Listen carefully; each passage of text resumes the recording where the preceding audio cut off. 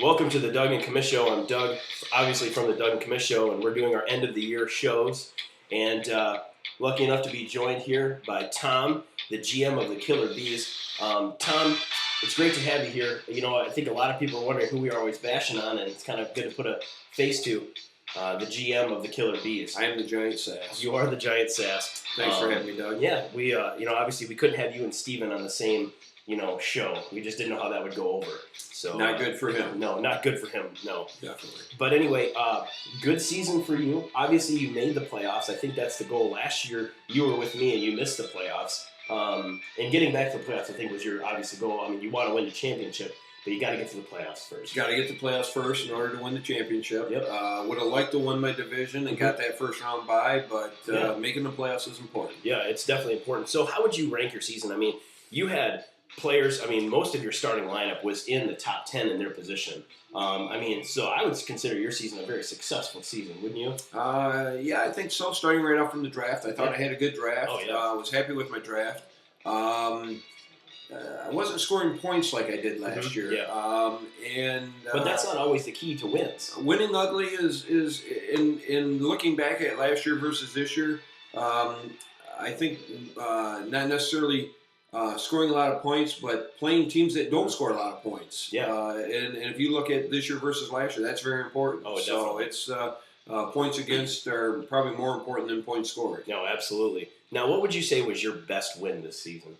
My best win, I'd say, would probably be beating Nipples. I'm trying to think what week that was, about week 9 or so, like that. It's 8 or 9, but beating Nipples. Our eventual champion. Big win for me. Yeah. Other than that, most of my stuff was, beating Nappy. I always enjoy beating up on Mike Ritchie. Oh, yeah. I got to listen to him chirping. Got him twice this year. That was good. But beating Nipples probably. Good. Not getting a big hairy nipple. No, nobody wants a nipple. Listen, I partook in that towards the last part of the year, and I didn't really enjoy it. Yeah, and I don't think anybody. It's insulting. Yes, it is. But anyway, what would you say was your worst loss? Obviously, you and Trash have a rivalry, so those losses hurt you because they're divisional losses. But let's look past that. What would you say was your worst loss besides to Trash? Well, number one, though, before we go on to that, I don't think you can ever get by losing to Trash. Yeah. Unfortunately, I lost to Trash 3 times this season. Never can be happy with that. Mm-hmm. I hate Trash more than anybody else in this league. Yeah, we'll get to that. But my worst loss, though, would probably be losing to Dan Chapman, a 5-8 team that couldn't score points if he was in the gym by himself. Yeah, I mean, Dan is that bad. Yeah, and he lost to Tim twice. What else can you say? He was 0-6 in his division. So 0-6 in his division, and he beat me, and that is an embarrassment to my franchise. Yeah. Well, you turned it around. You got some wins towards the end. Obviously, you got in the playoffs. But who would you say was your biggest surprise player this year? You've got some pretty big names in your roster, but who would you say really helped your team get through the season with the wins that you did that you weren't really expecting a lot of? You were hoping, maybe this guy could turn the leaf, whatever. Phillips Rivers was probably my most consistent player all year. Put up good numbers, averaged about 18 points a game. But my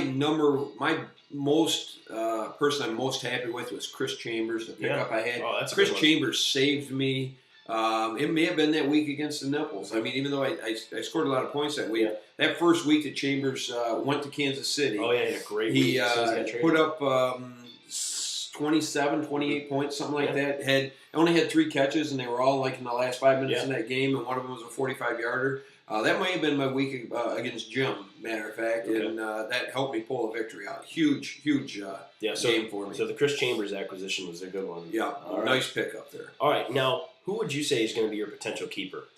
If you had to pick it today. If I was doing it today, it'd probably be Frank Gore. Okay.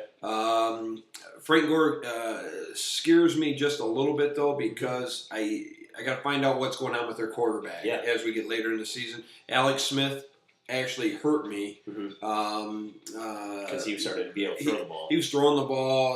They started throwing the ball 60% of the time instead of running at 50-50 with the pass. So got to see what happens there. D'Angelo Williams.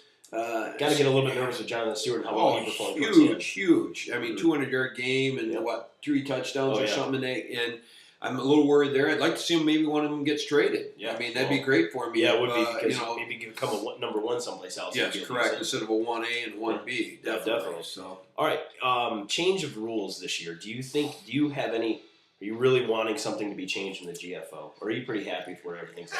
you know, I'm fairly happy. I was one of the proponents of the keeper. Yeah, and you were now right. looking back at it, it's okay. Yeah. But one of the biggest days in GFO. Yeah. Is the draft. Oh, other than the fact playing the week 2 and week 12 showdowns with trash, nothing better than that. Yeah. But the draft is probably the biggest day of the year. Yep. And I just think that the keeper has actually taken away from the draft a little bit. Taken. So you just have 12 players that are taken out, and you just think that tears away from the momentum and everything. I just taking them. Typically, the best 12 players are gone. Yeah. You have no chance to get them, and I think it just takes away a little bit from the draft. Yeah, I can see that. Yeah. Okay. I'm going to ask you this question knowing the answer, but you're going to have to give me your second most hated GM. Sure. We know that you and Trash hate each other. You've mentioned it earlier. Yeah. There's no love lost there. None at all. I mean, but who would you say is your second most hated GM? Probably Mike McLaughlin. Really? Yeah. Okay. I can see that. I mean, there's he squawks. He's chirping all the time. Yeah. And he's the same size as my son was when he was maybe 6 years old. Yeah. And just want to crack him a few times. I have no problems with that. Yeah. He's a divisional rivalry, so I'm okay with that. Yeah. All right. What potential changes do we see coming from the Killer Bees in the offseason towards next year? What can we look for? Or are you going to change anything? I mean, had a good playoff. I mean, good. I've had a real good run over my 4th year in the league, I think. But I do have a new strategy this year. Okay. I think my new draft strategy. I'm going to this year. I drafted the 3 wide receivers. The 3 misfits. Let's just call it. They were just lucky to be out of jail. Yeah, and I look back on that and going into it with my assistant GM, my son. We had talked about not letting that happen, and I got sucked in, man. Here's T.O. and here's Ocho Cinco, and here's Brandon Marshall. Man, I'm like, they're too good to pass up. No, you're right. And T.O. was probably the worst out of those 3. And thinking, possibly he would have been the best. Brandon Marshall, was going to miss a couple games.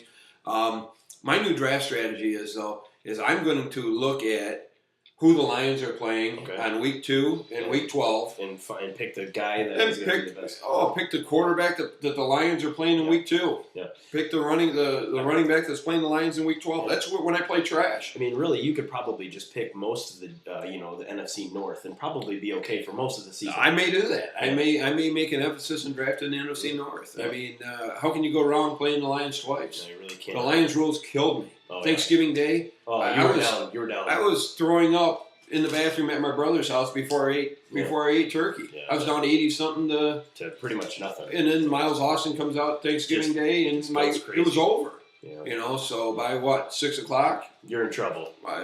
I should have deleted my roster because I had no chance. Lions rules. Well, we'll wait and see what happens next year. But I look at it. I mean, you're always good for the league. The participation, the smack talk. You always put together a good roster. I didn't get a chance to play this year. I was very disappointed about that. That was good for you. Yeah. Well, I did some math, and I think we actually would have went 500 against each other, except for that last game, and I think you would have been one up on me. Well, as it should be. As it should be. So anyway, about it. But Tom, thanks for stopping by. Doug, it's always great to be here. Have a good off season. Good luck with your next season. We will. Thank you, Doug. We'll be back.